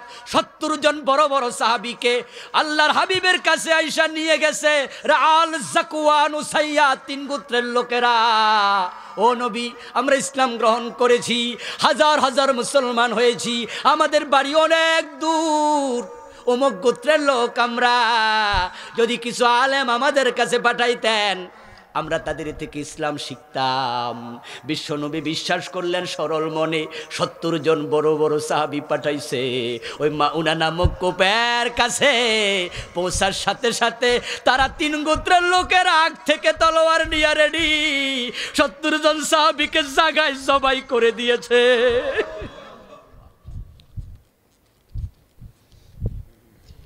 এই খবর প্রিয় রাসূল সাল্লাল্লাহু আলাইহি সাল্লাম শোনার পরে 1 মাস লাগাতার ফজরের নামাজে কুনুতে নাজেলা পড়ে পড়ে বদদুয়া দিছে। আল্লাহুম্মা আলাইকা বিররাল, আলাইকা বিযাকওয়ান, আলাইকা বিল উসাইয়া, আসাতিল্লাহ ওয়া রাসূলুহু। রাসূলের স্ত্রী আয়েশা রাদিয়াল্লাহু তাআলা আনহা, আমাদের মা, আব্দুল্লাহ ইবনে উবাইয়ের নেতৃত্বে উনার ইজ্জতে অপবাদ দিয়েছে। রাসূল 1 মাসের বেশি সময় মা আয়েশাকে বাবের বাড়ি রাখছে।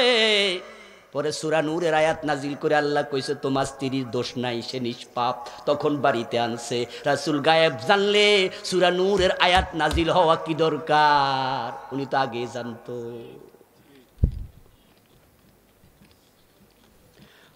আরো বোঝানোর জন্য একটা প্রশ্ন করে আলোচনার শেষ দিকে চলে আসতেছি। আপনারা একটু আওয়াজ দিয়েন। কাফেররা যখন প্রিয় নবীকে বিভিন্ন বাজে প্রশ্ন করে আটকাইতে চাইতো, আল্লাহর হাবিব যা জানতেন তা তো জায়গায় উত্তর দিতেন, যেটা জানা ছিল না বানায়া বলতেন না, ওহির জন্য অপেক্ষা করতেন। কারো দ্বিমত আছে? রাসূল বানায়া বলতেন, গোজামিল দিতেন। তহির জন্য অপেক্ষা কেন করে তিনি না গায়েব জানে, কইয়া দিলেই তো পারে। তাহলে প্রশ্ন হবে, ইয়া আল্লাহর হাবিব যদি গায়েব না জানে, তাহলে তিনি মুতার যুদ্ধের খবর কেমনে দিছে? রাসূল যদি গায়েব না জানে দাজ্জাল আসবে উনি কেমনে বলল? পশ্চিম দিকে সূর্য উঠবে কিয়ামতের আগে উনি কেমনে বলল? এই জাতীয় কথাগুলো সামনে পায় অনেকে না বুঝে শিরিক করছে আল্লাহর ইলমের সাথে, ইলমে গায়েবের সাথে। এগুলার উত্তর আল্লাহ নিজে কোরআনে দিছে, মা ইয়ানতিকু আনিল হাওয়া ইন হুয়া ইল্লা ওয়াহিয়ুন ইউহা। আল্লাহ বলে আমার নবী বানায়া কোনো কথা বলে না, তিনি যা বলেন সব ওহি পাঠায় কে? 29টা শিরিক লিখেছি, এগুলো পড়বেন না হয় আপনি না বুঝি ইমান হারা হবেন। হাসরের দিন আল্লাহর সামনে হাজির হবেন, দেখবেন ইমানই নাই, আর যার ইমান নাই তার জান্নাত আছে? প্রথম সত্যই তুমি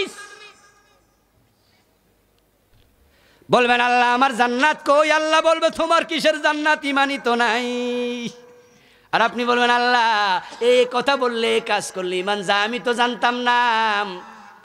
আল্লাহ বলবে কেন জানো নাই? জানা কি নফল না ফরজ? তলাবুল ইলমি ফরিদা আলা কুল্লি মুসলিম, জানতেই হবে। এ কোরআনের প্রথম আয়াত কি ছিল? ইকরা। ইকরা শব্দের অর্থ কি? পড়াটা তোমার জন্য নফল বানাই নাই, তোমাকে জানতেই হবে। আপনারা সবাই কামেল পাস, দাওরা পাস করতে পারবেন না। অনেকে ইউনিভার্সিটি থেকে শেষ করে ফেলেছেন লেখাপড়া। আপনার সিলেবাসে কোরআন হাদিস ছিল না, তাই ফিজিক্স, কেমিস্ট্রি, বায়োলজি, রসায়ন আরও কত কিছু ম্যাথ পড়েছেন আপনি, পৃথিবীর কঠিন সাবজেক্ট, কিন্তু আপনি জানেন না কোনটা শিরিক, জানেন না কোনটা কুফর, জানেন না কোনটা নেফাক। নেফাক লিখেছে বইতে 28টা। ছোটকাল থেকে শুনে আসছেন নেফাক 3টা, কথা কইলে মিথ্যা কয়, ওয়াদা করলে খেলাপ করে, আমানত দিলে খেয়ানত করে, এগুলো মুনাফিকের আলামত। আমি এই বইতে কোরআন থেকে হাদিস থেকে লিখেছি 28টা। হাসরের দিন বলবেন আমি জানি না, আর আল্লাহ বলবেন বেহেশতে ঢুকে যাও। এত মাগনা কেন জানো নাই? বিয়ে করতে জানলা, জমি কিনতে জানলা, রাজনীতি করে নেতা হতে জানলা, বিশাল বড় বড় বই পড়ে মেডিকেলের ডাক্তার হয়েছ, ইঞ্জিনিয়ার হয়েছ। ও আল্লাহর বান্দা, ক্লাস 1 থেকে MA পর্যন্ত, মাস্টার্স লেভেল পর্যন্ত যত বই তুমি পড়েছ, সবগুলো বই যদি একটার উপর একটা রাখে তোমার মাথা পার হয়ে যাবে। এত পড়লা, শুধু এটাই বুঝি বাদ দিলা, আসলটাই বাদ দিলা। এই জন্য পড়তে হবে। এই বইগুলো আমার মোট 6টা বই আছে লিখা, খুব ইম্পর্টেন্ট। এখানে আমার গাড়িতে ড্রাইভারের কাছে আছে, যাদের পক্ষে সম্ভব নিয়ে যাবেন, পড়বেন, পড়াবেন, জানবেন, জানাবেন। যেখানে শিরক আছে, কুফর আছে, নিজেকে বাঁচাবেন, নিফাক থেকে বাঁচাবেন, তাহলে ইনশাআল্লাহ জান্নাত পাবেন। নেক আমল নিয়ে আজকে আর কথা বলতে পারলাম না। নেক আমলও লাগবে। নেক আমল কাকে বলে? নেক আমল তখনই কবুল হবে যখন আপনি নিজেকে বিদআত থেকে এবং হারাম থেকে বাঁচাবেন। এখন হারাম তো অ্যাভেলেবেল। সুদে টাকা লাগাইয়া বেটা তাবলিগে চিল্লা দিতে যায়, সুদে টাকা লাগাইয়া বেটা পীর সাহেবের পিছনে বালতি লইয়া হাঁটে। চাচা আপনারা যে ইদানিং দেশে দেখি না এলাকায়, কমা তুমি জানো না আমি তো অমুক হুজুরের সাথে খাদেম হিসাবে দেশে দেশে ঘুরি। আল্লাহ যদি হুজুরের ওসিলা আমার সাইরা দেয়, কো চাচা তো সংসার চলে কেমনে? কইটা আল্লাহ চালায়। ওই চাচা আল্লাহ তো চালাই, কিন্তু কেমনে চালায় একটু কন্যা। কো বাতিজা, ওই যে অবসর পাইছিলাম 20 লাখ টাকা পাইছি, ওইটা সোনালী ব্যাংকে রাখছি।